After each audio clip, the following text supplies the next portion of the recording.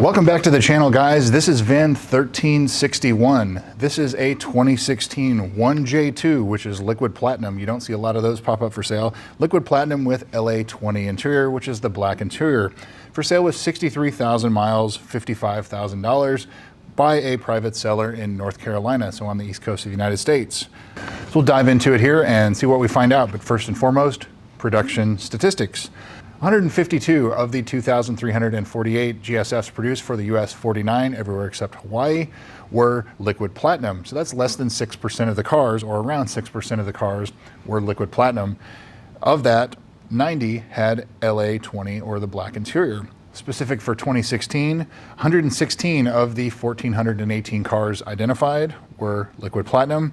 68 had LA20 black interior. So this is a rare combination, but a common combo for this color. So one of 68 that exist in this color combination, but it is again less than 6% of the cars, or around 6% of the cars were this exterior color. So pretty rare color anyway. Carfax, Epic VIN, and AutoCheck. Carfax shows this as a 2-owner, 0 accident car. Epic VIN shows this as a 2-owner, no accident car. And AutoCheck also shows this as a 2-owner, no accident car. This is one of the less than 1,000 cars that still exist here in September of 2025 that have clean title, no accidents. So it's already rare just in that regard, and it's a rare color. So I would say so far, green flags, everything looks good. Let's continue. Previous sales. April of 2016, $88,000 in New Jersey. That's when it went on sale. It was still for sale in December of 16, February of 17, April of 17, and then finally they dropped the price by almost $20,000 to get it sold to its first owner, $69,900 in July of 2017, and it finally sold. So not quite a year and a half that this car was for sale before it was sold to its original owner, and nearly a $20,000 discount. I've talked about this in other videos. Very common to see that. These cars did not sell well when they were new. They were very expensive, in my opinion, overpriced when they were new, and that's again why they did not sell well. So $70,000 seemed to be about the sweet spot, $70,000 to $75,000 when they were new to get them sold, and so this is no exception.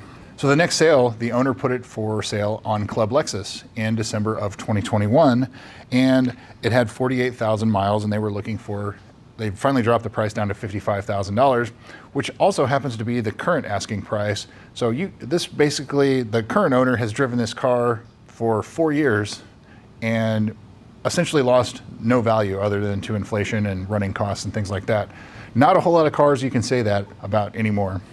But the current sale here in September of 2025, almost October 2025, 63,000 miles, $55,000.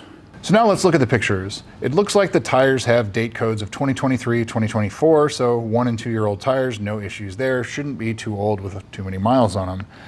The brakes, definitely looks like it's going to need some brakes. If you look at them real close, you can see the kind of the lip on the rotors. The rotors have a lot of markings on them. Probably getting pretty close for brakes, so definitely got to put some money aside for that coming soon. Looking at the interior, I don't see any carbon fiber delamination. I don't see any excessive wear on the seats. I mean, it really looks clean for the mileage for 63,000 miles, and you know, I see no issues. You know, everything's green flag so far. It's stock. It has paint protection film on it, and it's been garage kept. It's been a southern climate car, Florida and North Carolina. You know, it's definitely got all of the boxes ticked for, you know, green flags. So that brings us on to the price. $55,000 for 63,000 miles with a clean title, no accidents, no issues, no questions, no carbon fiber delamination, anything like that, new tires, paint protection film. I think the price is spot on for where the market is for this car. And it's definitely, as time has gone on, it is harder and harder to find a car like this, where you can just literally, where it has no stories, it has no questions. It wasn't heavily modified and then returned to stock. It doesn't have unreported paint work that I can tell, even based on the service history. This one definitely looks like a good one. So we'll continue on now into the service history and see what else we can find. So the green flags continue. This car is very well Lexus serviced, so Lexus dealer serviced. Again, fantastic to see. So the first entry of note is December of 2017. The low pressure fuel pump was reprogrammed. Again, very common issue. There's kind of 5 common customer service campaigns, and that's one of them. So that's done. April of 2018, the JLB high pressure fuel pumps, those were replaced under recall. So again, that one's done. September of 2019, yet another common issue addressed is the KLG reprogramming customer service campaign. That's the GPS showing you in the wrong location. So they update the firmware, software, and that's done. So there's another thing done. November of 2022, the check engine light was on, and it looked like it was just a loose gas cap, but it looks like it kept coming on, and so they ended up replacing the gas cap assembly, and so it was a special order part, and that looks like that resolved it. April of 2025, the 60,000 mile service-ish is done. Spark plugs, brake fluid, oil change, but nothing about the TVD, the torque vectoring differential, or the transmission fluid being changed. So that's another green flag, except for just getting those done. And finally, the last service, also in April of 2025, 62,000 miles. They were reporting hard shifting between second and third gear. They said it would rev over 500 RPM as it shifts. No codes found, anything like that. Being an owner of one of these, I completely understand that complaint. And so what that is, these cars have over 3 gallons of transmission fluid that has to heat up, and it takes a long time. Like my car, I can watch it on the scanner, watch the transmission temperature, and it will take 10 to 15 minutes, if not 10 plus miles of driving until the transmission is actually fully warmed up. Now, if you try to shift anywhere more than just very light driving, any kind of aggressive driving, aggressive throttle, it will do that, and that's called a shift flare. Basically, it shifts, and then the RPM jumps as it tries to catch the next gear. And that's the transmission, everything not fully warmed up yet, so the computer, I don't know if is doing that, but that is definitely a common thing that you see, and you see them on the You see the complaints on the service history quite a bit for things like that, and that's just the nature of these transmissions. They have to get warmed up before you drive them aggressively, otherwise the ECU or the transmission control will try to restrict power, or it'll do some funky things until it's up to temperature. So that's most likely what that was. I don't think there's a transmission issue or anything like that. So finally, would I buy this car? I see 0 red flags with this car.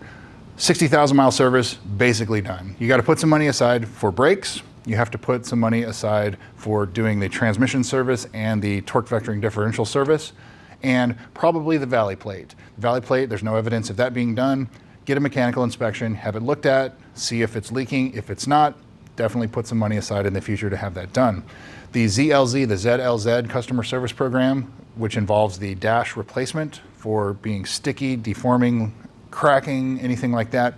This car is still covered under that from 10 years from the in-service date. So if this car wasn't sold until 2017, if that was truly the in-service date, you've got a couple more years of warranty or coverage left on that if your dash starts melting or deforming, anything like that. Some people, like this guy, have had success getting the 2 front carbon fiber pieces when they delaminate covered under that as well. So my car had both of those replaced as well as the dash. So very intensive, very expensive service, and that was covered by Lexus.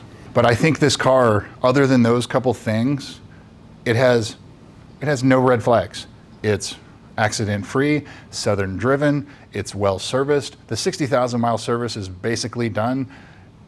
It has paint protection film. I mean, it gives you all the warm fuzzies when you're looking for one of these cars. This is definitely a good one to go check out. Please do a pre-purchase, a mechanical inspection. Make sure the valley plate, things like that aren't going to give you any issues, but going into it, I think it's priced right. You're going to have to put some money aside in the future, as you would for most of these cars. But brakes, tires, things like that, but brakes are obviously a concern on this one.